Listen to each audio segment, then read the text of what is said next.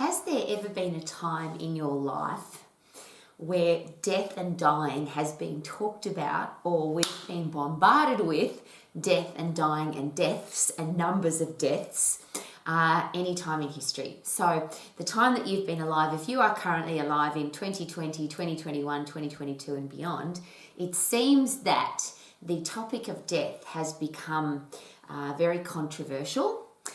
And how do we deal with it? What a great question.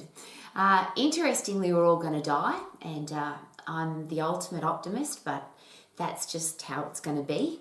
And there's three parts to that. One is, can we choose how we're going to die, barring accident? How much accident can we avoid?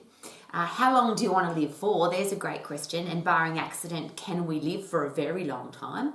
And if we have to deal with death, if we are a parent, a teacher, a coach, a boss, a leader, and people need help with how to deal with either their own mortality or somebody in their life, somebody they care about is going to die or has died, how do we deal with that? So if we finish with the end game, which is we're all going to die, we only die once. And I'm going to say this, it's something that I share with myself every day. We only die once, but we live every day. And we don't know when we're going to die. We all have the same amount of time though, don't we? Specifically now. So we all have 60 minutes in an hour, 24 hours in a day, 7 days in a week, 52 weeks in a year. We just don't know when that kind of timeline is going to come to an end. How many more days, months, weeks, years do we have left? And I would like to live my life as if, and I know that we hear this a lot, as if it was my last day. But I just want to live every day and celebrate every day and make the most of every day, knowing that I don't know when my last day will be, and knowing that I'm going to die. So I would like to do something every day that adds value to my life, to the world, that makes my life a celebration. So there's probably a great place to start. What can you do every day to make your day awesome, amazing, fun? And I have a few things that I love to put into place, and they might be helpful. I'm a really big believer that we need to laugh every day.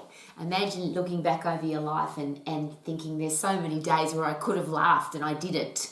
I could have watched a funny movie. I could have read a happy book. I could have looked in a joke book. I could have watched some YouTube clips of comedians. I could have laughed, and I didn't. And I think every day that we don't laugh is a wasted day. So that's a big one for me, to make every day really special. The other one is to learn every day, because is it possible that if we learn more, then we might live longer?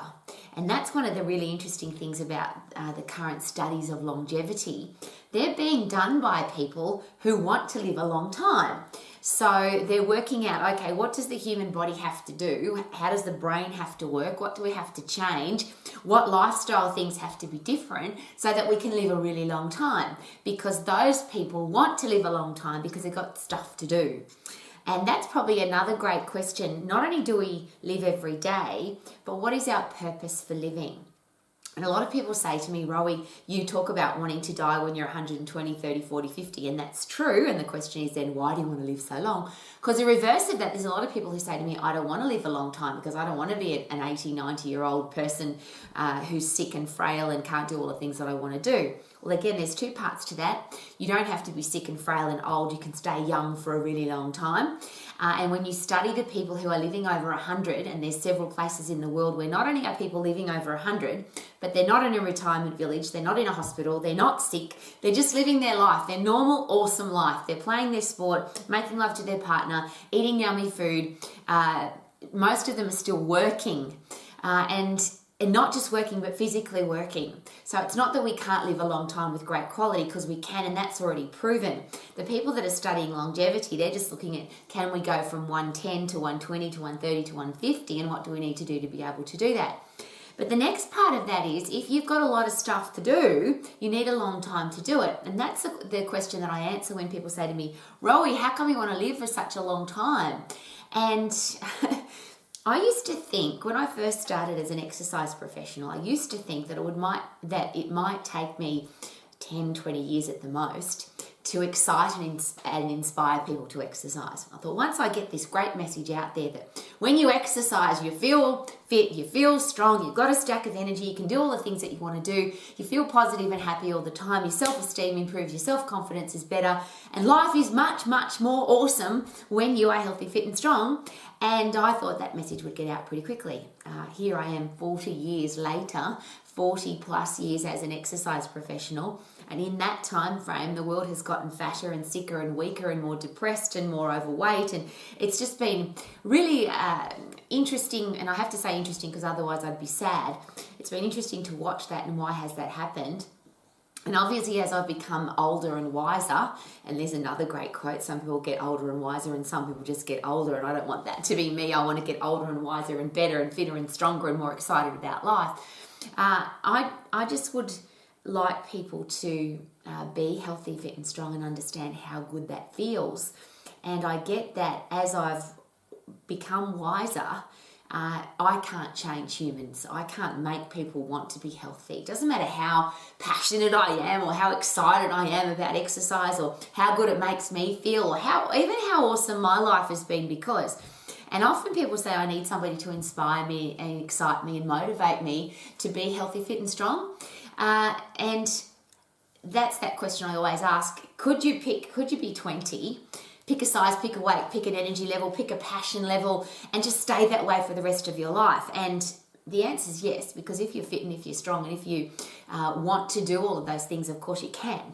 But it seems that people don't want to. So that's been one of my interesting headspace changes, is I can't change humans. People only change when they want to. So my driving force to live for a really long time is that there's kids being born today, and there'll be kids being born tomorrow and the next day and for the next 20, 30 years. And maybe there'll be somebody in that group that really wants to help me get that message out there, that life can be happy and positive and exciting. And I share that with you really from my heart to yours, because that's something I don't understand. I've lived a long time. I'm a mature old lady, and I can't understand when it's so simple to be healthy, to be fit, to be strong. It's so quick, it's so easy, it's not complicated, and yet so many people, it seems, would prefer to be unfit, overweight, weak, miserable, grumpy, all of those things. I don't understand that, and I'm not going to ever try and understand that now. I just want to make sure that the simple message of being healthy, fit and strong gets out to the world, and it's available to the people being born and our young adults, our kids now, and I call them young adults. So I've got a purpose, which means I've got to live a long time, because I think it's going to take a long time. So what's your purpose? If you want to live a long time, is it possible that we have to have reasons to do that? The psychologists, psychiatrists, neuroscientists, head doctors will all say that the people that are mentally healthy, the people that are mentally tough and strong, are the ones with a purpose. If you've got a reason to get up and go, you're more likely to be less challenged or not challenged at all with any of the mental health challenges that the world seems to be full of. So if you want to live a long time, probably you need to set a goal to live a long time, and then you need to have a reason to do it. So what is your purpose for waking up every day? And how do you make every day special, but how do you also make sure that you have what you need to live a long time if you want to? So that's my strategy, is to laugh every day, to learn every day. And a lot of my learning now is based on how do I live a long time so that I can get this message across. Then love, of course. What would life be like without love? And whether it's love for your family, your friends, your partner, your puppy dogs, and something about animals for me is such an unconditional love. I've always wanted, when I was a little kid, I didn't have animals and I wanted animals. I wanted to have them inside the house sleeping with me, and now we've got 4 dogs sleeping on our bed with us. Makes life awesome, every day awesome. But to me, love is and it's different for everybody, because of course you can love ice cream and you can love going out to the beach, or you can have a passionate love for a person, or you can have a love for your community or for your world. But what would the world be like without love? And that's one of the things that on a day-to-day basis, to make sure that I've got a happy headspace, I'm focusing on the people in my life that I love now, and how can I make sure that I'm around for them. That's why I want to live a long time. And I've also outlived a lot of my puppy dogs. Ever since I've been a mature adult, I have had dogs, and that means I've lost a lot of dogs, because dogs obviously don't live forever. And that's one of the things why death to me is a really interesting topic. Because when you get a puppy dog, you know that it's going to die. When you, as a human, we know we're going to die. When we've got other humans in our life, we know that they too are going to die. And it's not something we focus on. I hope, when am I going to die? But how about this? Again, we only die once. We live every day. But if somebody does die, if we lose somebody special, could it be a really good idea to celebrate their life rather than be sad about their death? Now, I know it's easy for me to say that. I'm standing in my happy, positive kitchen and I've got a happy, positive life. And it's easy to talk about something like death logically when you're not living that at the moment. But can I please share with you that I have lived a long time, and I too have had many people, very special people in my life have died.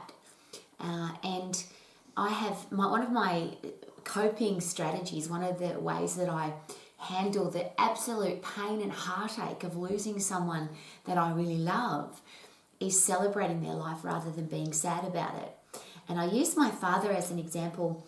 I talk about him a lot because he obviously had a big influence on my life. And I've often invest a lot of my life, or one of the reasons I'm so focused on longevity, is somebody like my father. I think he should have lived longer. He was diagnosed with the disease. We took that diagnosis on board and believed it. I didn't. I argued with the neuroscientists and the head doctors that why can't we build his brain back? Why does he have to have Alzheimer's? But I was just a bit before my time. But someone like my father, who could speak 7 languages fluently, he could quote the Bible verbatim, he'd had this amazing life experience and had so much to offer. He could have had another 40, 50 years or more if we understood, or if he was living now, and he knew and was learning every day about how to live longer. One of the things that happened to my dad is he took that diagnosis on board. Someone pointed the bone at him and said, "You've got Alzheimer's, your brain's rotting away," and it's almost like we take that on board. So that's another part of death that I think, if we're going to talk about it, we should probably talk about it quite openly. Is it possible that a lot of people are told they're going to die and they believe it and then they die? Is it possible there's the opposite to that, where there's a lot of people, "You're going to die," and they go, "No, I'm not, I refuse." And I'm sure you've met or heard about people that have been given a terminal illness diagnosis. You've got 6 months to live or 6 years to live. And 16 years or 60 years later, they're still alive because they've got a driving force inside to fight whatever the diagnosis is, which is one of those things I always suggest. If you get a diagnosis for a terminal illness, if somebody tells you that you're going to die, do you have to take that on board? Could you get a second opinion, a third opinion, a 50th opinion? And even if somebody says that you're going to die, we are all going to die. How about we live every day and celebrate life and do those amazing things that make every day special? So as I shared, I laugh every day, learn every day, love every day, and focus on love. One of the things that came out and I share every single morning, the first thing we say, the first words that come out of our mouth every day is "I love you." And it's not because we're in the habit of it. It's because I love my husband and I want him to know that. And what a beautiful way to start the day, to tell the person that you love them. And I think sometimes we get caught up in the alarm's gone off and we've got to go to work and we're busy and we're stressed and the day starts and we don't focus on the reason why we're living the day. If you're busy and you're stressed, you've got work and you've got to make money, and who are you making money for? What's the purpose of waking up in the morning? Is it to get up and go to work and pay your lousy, stinking, rotten bills? Or should life be more about focusing on what is every day? How can I celebrate every day? So am I laughing? Am I learning? Am I loving? I always, of course, include huff, puff and lift in both of those, because if I want to live a long time, I need to be fit and I need to be strong. And this is the next part of death that I think as leaders, as coaches, as bosses, parents, teachers, we need to really focus on. There are accidents that cause us to die that we have absolutely no control over. So if we get hit by lightning, or a tree falls on us, or a random accident happens, do we have control over that? And there's a lot of people who will say, when your time's up, it's up, and whatever's going to happen, happens. So I'll use that as an example though. If I get hit by lightning, if I'm outside in a storm, am I more or less likely to get hit by lightning? So if I go out into the storm and there's lightning, is there more likelihood that I'll get hit? And of course the answer is yes. So they're those things that we've got to weigh up in life, the risks in life. And you might want to be outside when there's an electrical storm and just appreciate how exciting it is. But we also have to accept the risk of that. And that's what I love about life and love being an adult, is that we get to choose. There are people who die in sporting accidents. They crash because they're a downhill skier, or a race car driver, or a water skier, or a snowboarder, or a cross-country mountain bike rider, or a motocross rider, or a Formula One driver. And they die in an accident in their sport. And there's an argument to say, well, they shouldn't, if they don't want to die early, they shouldn't be doing those high-risk sports. But here's my question. If you could choose how you were going to die, have you ever thought about it? How would you like to die? Now mine, and I share this often, to me it's, I think we can live to 150, 60. I'm not sure yet because the longevity experts are working on it. But for me it'll be to live exactly the way as I am now, healthy, fit, strong, happy, laughing every day, learning every day, loving every day, getting puffed every day, lifting heavy a couple of times every week. Helping the world to become a better place because I want to share information that helps people to be healthy, fit, strong and happy. And the day will be that I wake up, I have a sprint session, I lift heavy things, I eat yummy food, listen to great music, make love to my partner, have an awesome day, and then die peacefully in my sleep at 140 or 50. Now that's my choice. That's my ideal way of dying. But I'm going to ask you, if you haven't thought about it, here's some ideas that people have shared with me, because I ask, if you could choose how you're going to die. Because I don't want to die as an old rickety person, weak and frail in a wheelchair in a retirement village with tubes in my nose and full of pills. I don't want to die like that. I'd rather die early. And that's what a lot of people share with me. They don't want to live a long time because they think they have to live like that. Well, of course you don't.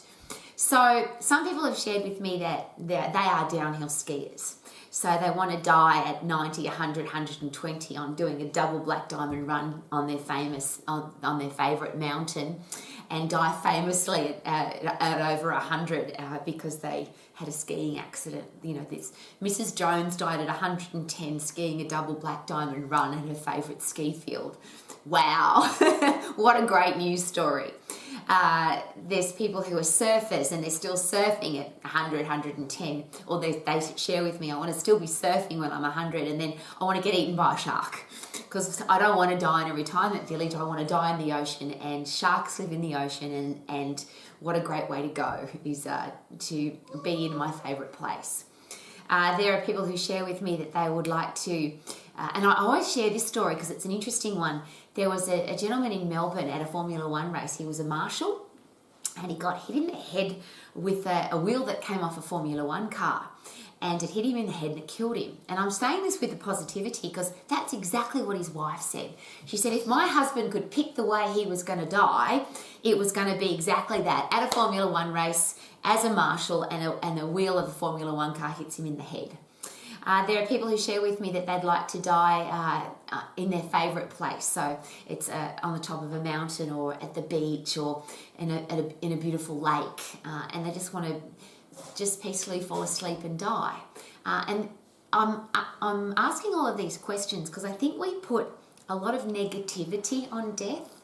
And particularly in the last few years, if you've lived through a worldwide medical pandemic, and on your television screen every day, and I hope you didn't have your television on, but millions of people did. They had their television on, and irresponsible news people every day would put so many deaths, so many deaths, so many deaths, so many deaths. And we were bombarded with it. Our children were bombarded with, oh, Mummy, how many people died today? And parents were put in the situation where they had to explain to their children what was going on. Interestingly, we were bombarded with people dying from that particular challenge. But if you want to be negative, did you know that millions of people die? It's a medical pandemic every year for the last probably 100 years. People have died from heart attacks, type 2 diabetes, osteoporosis, depression, lung cancer, horrible, horrible diseases, medical pandemics. And thousands, millions of people die every day from those horrible things. But isn't it interesting, and this is my optimistic big spin on all of that, is they're the things that we have control over. I can't control if I'm out enjoying my favourite walk in the bush or in the mountains and I get hit by lightning, or a rock rolls down and knocks me off the path and I die in the mountains. They're accidents. But coronary heart disease, type 2 diabetes, osteoporosis, Alzheimer's, dementia, all of those old age diseases and now young people's diseases, the medical professionals will share with us very openly that we are giving those diseases to ourselves by mouth and by inactivity.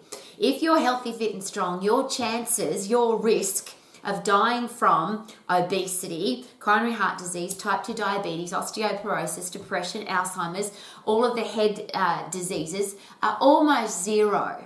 And even cancer, the top oncologists in the world are sharing with us that your chances of dying from cancer, if you're fit and strong, is about 80-20. There's an 80% chance that you won't ever get cancer. And if you do get it, there's an 80% chance that it's not going to kill you because you're fit and strong. So there's a lot of risks that we can reduce. Now, if you want to die in the ocean surfing, there's a risk that you're going to get eaten by a shark. And I'll go back a step. If you go surfing in the ocean, there's a risk that you're going to get eaten by a shark. If you are a Formula 1 driver, there's a risk that you're going to have a smash and die. Any of those risky things that we choose to do, there's a much higher risk that we're going to die early. But interestingly, the choice of being overweight, diseased, inactive, eating crappy food all the time, smoking too much, drinking too much, taking drugs, all of the things that affect our body physically, they are a choice and they put us in a really high risk category of dying early. So if we were bombarded every day, as we have been for the last few years, on deaths, if, God forbid they ever do this, if we were bombarded with deaths from coronary heart disease, type 2 diabetes, osteoporosis, depression, cancer, obesity, and then if you add to that, which is really interesting, things like car accidents and falls, a lot of car accidents are caused by people who drink too much. A lot of car accidents now are caused by people who are texting while they're driving. Taking a risk while you're driving, obviously if you text while you're driving, there's a much higher risk that you're going to die early. So how much control do we have over when we're going to die? And I think it's pretty exciting to be able to say, barring accident, and I'm talking about random acts of God accident, most accidents can be avoided. And if you don't want to get eaten by a shark, you wouldn't swim in the ocean. There are some people that don't fly in a plane because they don't want to die in a plane crash. Interestingly, far more people die in car crashes than do in plane crashes, so that's just an interesting observation. But I'll go back to my original suggestion, is we're all going to die. How are we going to live? What's your purpose for living? If you could choose how you were going to die, would you prefer to choose how you were going to die rather than die from having a heart attack, being overweight or obese, having coronary, and the really yucky one is cardiovascular disease, type 2 diabetes. At least when you have a heart attack, and I'm being flippant for a reason because it's a horrible thing to happen, I get that. But the first symptom for most people who die of a heart attack, in fact most men who die of a heart attack, is instant death. Because they don't go to the doctor and they don't get their blood pressure checked and they don't get their blood cholesterols checked and they're unfit and unhealthy, most men that die of a heart attack, it's born dead. So they were perfectly normal doing their thing and then they die instantly. Which, if you're going to choose how to die, that'd be kind of better than this one. Type 2 diabetes is long and slow. So if you've got type 2 diabetes, if your arteries are clogged up with the sugar in your body can't be distributed into your muscles, your hormonal system's screwed up because you're overweight, unhealthy, inactive, all of those horrible things. Type 2 diabetes starts with blindness and amputation. So to me, you may as well be dead. If you have to get your fingers and toes cut off and your arms and legs cut off and then you go blind because you're not healthy, fit and strong. And I say this reasonably aggressively because type 2 diabetes is preventable and curable. It's one of those things that some people end up having to get a kidney transplant, for example, that costs everybody millions of dollars, and it's a horrible experience to have to get your kidneys taken out and get new ones. But if you are serious about getting rid of your type 2 diabetes, if you get healthy, if you lose weight, if you eat healthy food, and if you get really fit and strong, you will remove type 2 diabetes from your life. And I'm putting that up as a challenge because it's one of the biggest killers in the world. So if that's not the way you want to die, you don't have to. Barring, and that goes with the 80-20 rule with your heart, 20% of people who die of any kind of heart challenge, it's because they had no control over it. But 80% of people that die from a heart challenge is from inactivity and poor diet. So we can control it. Wouldn't you love to live a long time with great quality, with lots of purpose? Would that be a great message to share with our kids? What if our kids could grow up knowing that, yeah, we're going to die, we're all going to die. And how are we going to live? How are we going to live every day? Are we going to laugh every day? Are we going to learn every day? Are we going to love with passion every day? Are we going to get puffed every day so we stay fit for the rest of our lives? Are we going to lift heavy a couple of times or once a week so that we stay strong for the rest of our lives? Are we going to invest time with passionate, positive people? Are we going to learn how to overcome stress and challenge? And I'll use that as another example.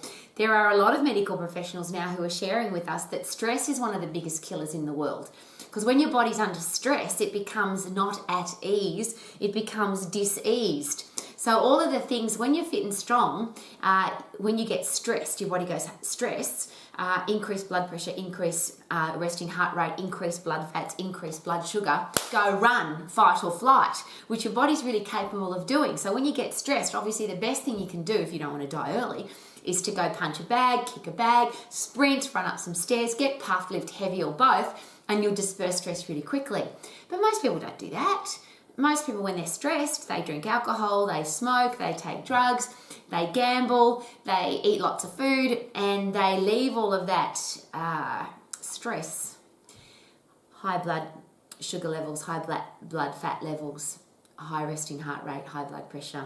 It all stays, and they are now in a state of dis-ease, all controllable. And as you can, I'm sure you can imagine now, that's why I feel like I'm on the planet. Because all of those things are completely controllable. We don't have to be overweight. We don't have to have coronary heart disease. We don't have to have type 2 diabetes. We don't have to have cancer. And the really interesting thing, even with all of those, doesn't matter which disease you pick, every medical professional who's been studying longevity and how to prevent disease will share with us that exercise is medicine and medicine is exercise. So if you want to reduce your risk of dying from a disease, any disease, get yourself really fit and really strong. Isn't that exciting? So we can live, barring accident, random accident, we can live for as long as we want to with great quality of life. Is that not really exciting? How do we deal with death? And I touched on this right at the beginning. If somebody dies, and this is just a beautiful gift that was given to me, it hurts. I get that. And we all know that it hurts. If you cared about the person or the puppy dog or that special person, human, breathing creature in your life, it hurts when they die. But that pain is only there because we had somebody in our life that we could love. We could feel that really powerful emotion called love. And it only hurts when they go because we love them so much. And I think that's really special. Imagine living your whole life not knowing what it was like to love so passionately and so completely that if that person died or if they leave you, that it didn't hurt.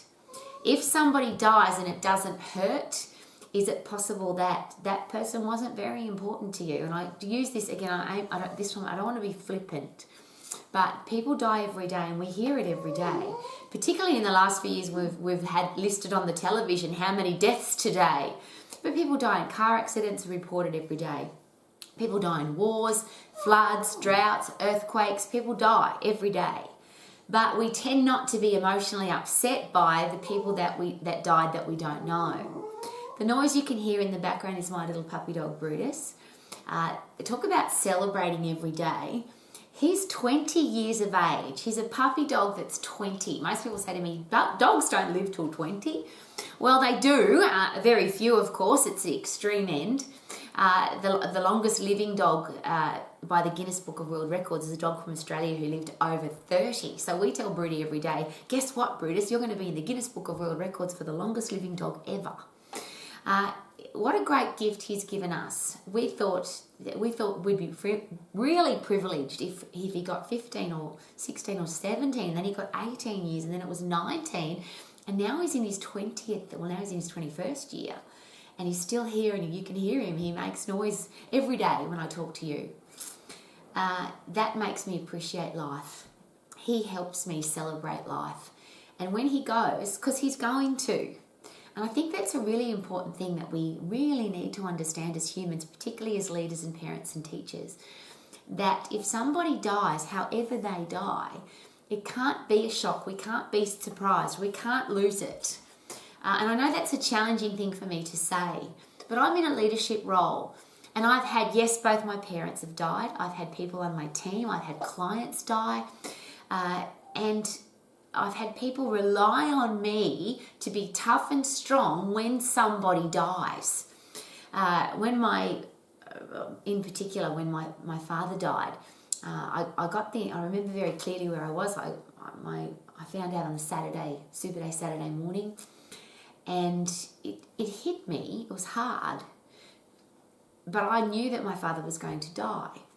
We all know that everybody in our life is going to die, but I had been told that his brain had rotted away and he was going to die. And I was going to share this with you before. He wanted me, when he really started to deteriorate, when his brain started to deteriorate, he very beautifully shared with me that he wanted to choose how he was going to die. And what he shared with me was he didn't want me to see him as he deteriorated. And this is it's a tough conversation.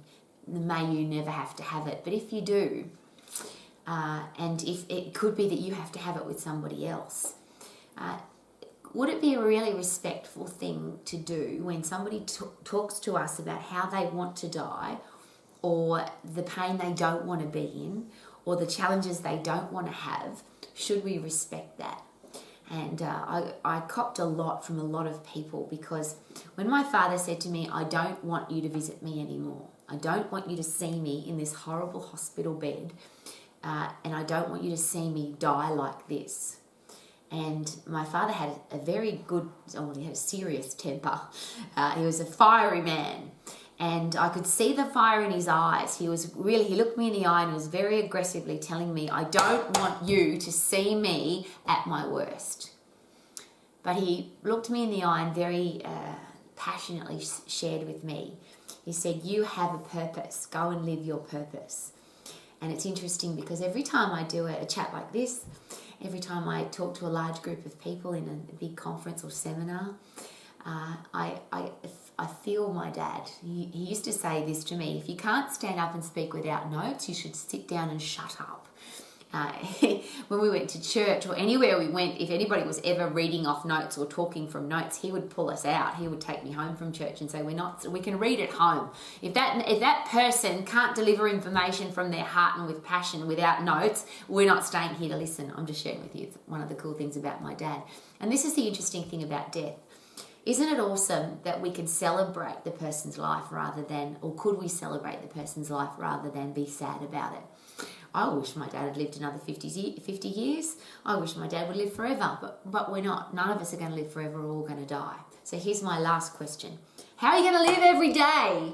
What are you going to add? What value are you going to add to the world every day to make your world, the world, your community, your family better every day? How are you going to add value?